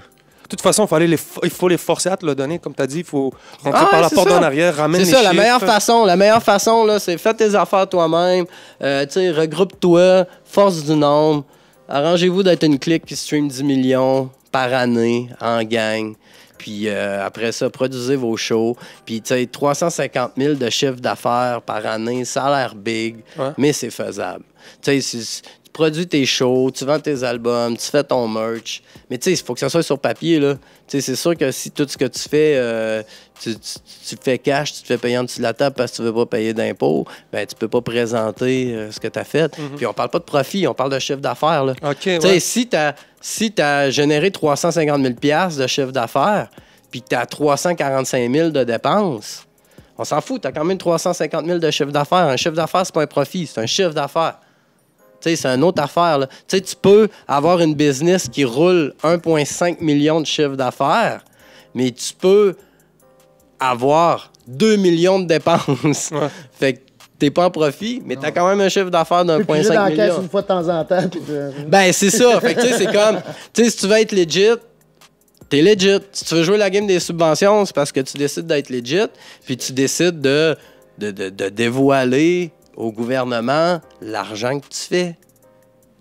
That's it, that's it. That's it. Puis tu sais, c'est comme, si ta business, tu diversifies tes trucs, puis que t'as un magasin de linge, puis que t'as un service de ci, un service de ça, ça compte, là.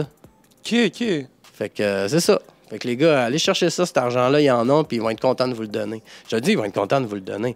Sauf si, ben, tu parles de pimper des petites filles de 17 ans. Ça, c'est une autre différent. histoire. Ouais. That's it, on respect. ne pas des mineurs à la maison. Donc, yo, tout le monde, c'était votre boy le 11. Je suis avec mon bro Lunic et aujourd'hui, on était avec Monsieur Da Vinci. So, merci beaucoup, chef. Fait plaisir. Peace.